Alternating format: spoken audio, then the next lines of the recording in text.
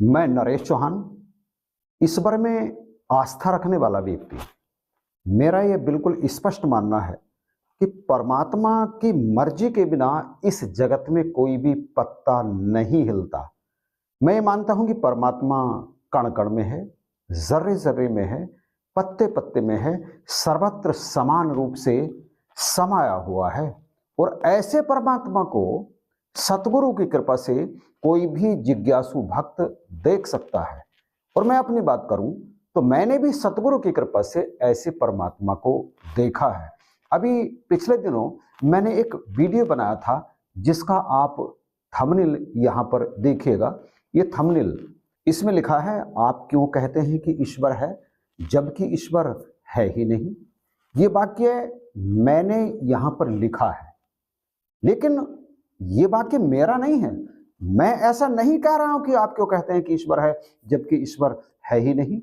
ये वाक्य मुझसे किसी ने कहा और मैंने उसके शब्दों को थंबनेल में भी लिखा और वीडियो में भी आया है। हालांकि वीडियो में मैंने ये बिल्कुल स्पष्ट एक स्थान पर कर दिया है कि मैं पक्का ईश्वरवादी व्यक्ति हूं, मैं ईश्वर को मानता हूं। देखिए उस वीडियो में वो जो मैंने कहा, ये क्लिप देखिए। आप क्यों कहते हो कि ईश्वर है जबकि ईश्वर है ही नहीं। एक व्यक्ति ने मुझसे कहा, उसने कहा ये जितना भी खेल चल रहा है ना, ये सारे का सारा प्रकृति का ही खेल है। ये शरीर भी प्रकृति का बना है, ये जितनी भी वस्तुएं दिखाई देती हैं ये सारी की सारी प्राकृतिक वस्तु ही हैं।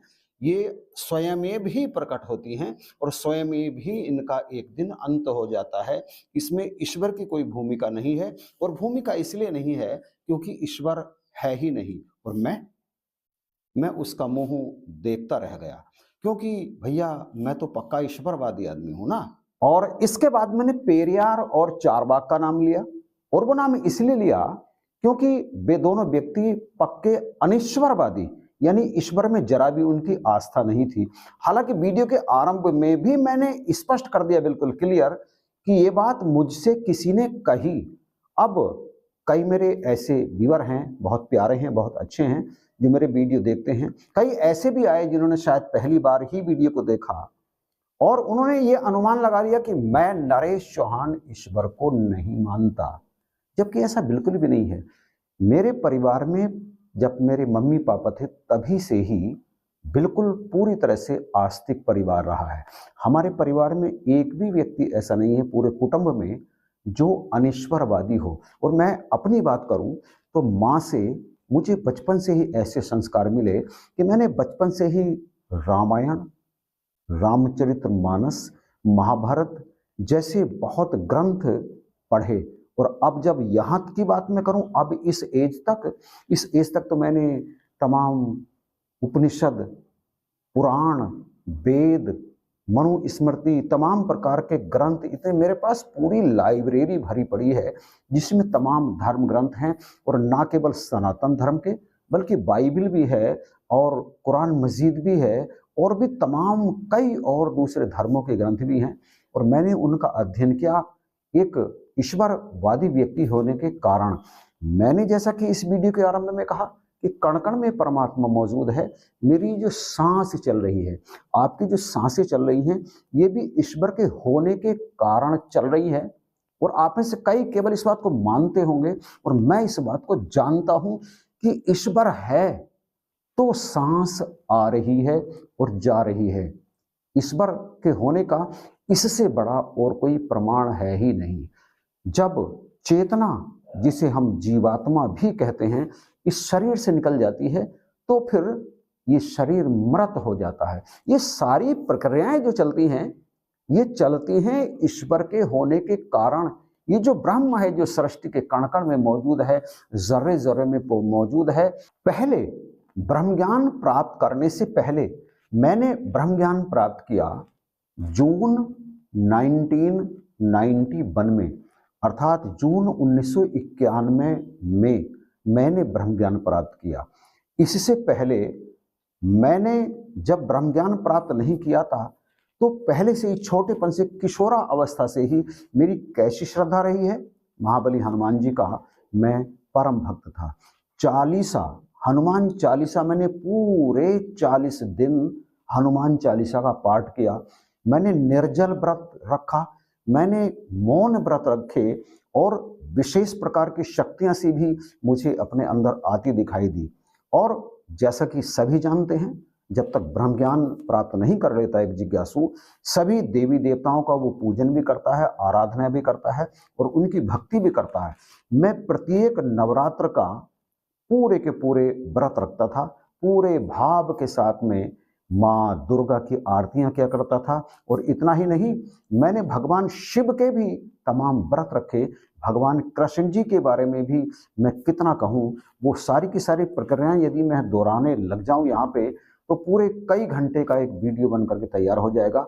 मैं स्पष्ट इतना करना चाहता हूँ कि मैं तो भैया एक धार्मिक प्रवृत्ति का ऐसा आदमी हूँ जो ईश्वर में पूर्ण आस्था रखता है, और क्यों ना रखूं, ये मेरा पक्का विश्वास है कि मेरे जो तमाम काम बने हैं वो उन तमाम कामों के बनने में ईश्वर की अहम भूमिका है। इनकी मर्जी से ही वो तमाम काम ऐसे ऐसे असंभव काम बने हैं जिनके बारे में भी यदि मैं बताने लगूं तो जैसा मैं अभी कहा, मैंने घंटों लग जाएंगे बताने में, लेकिन बात समाप्त नहीं होगी, क्योंकि हरि अनंत हरि कथा अनंता।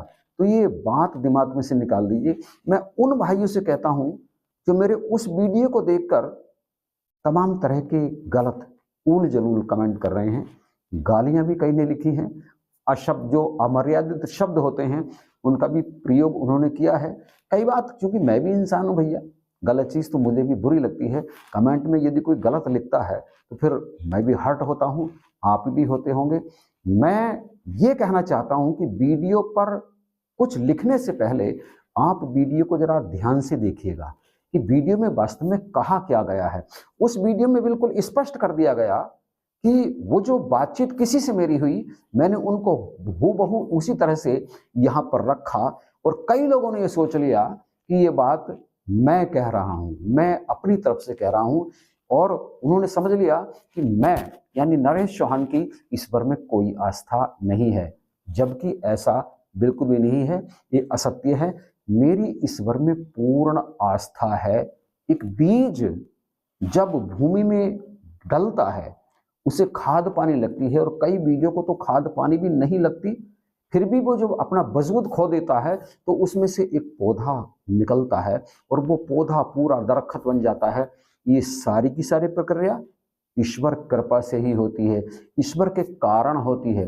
भैया ये जो उंगली चल रही है ना, ध्यान से देखिए, जो ब्रह्म ज्ञानी है वो तो समझ रहे होंगे, ये उंगली मेरी ईश्वर में चल रही है।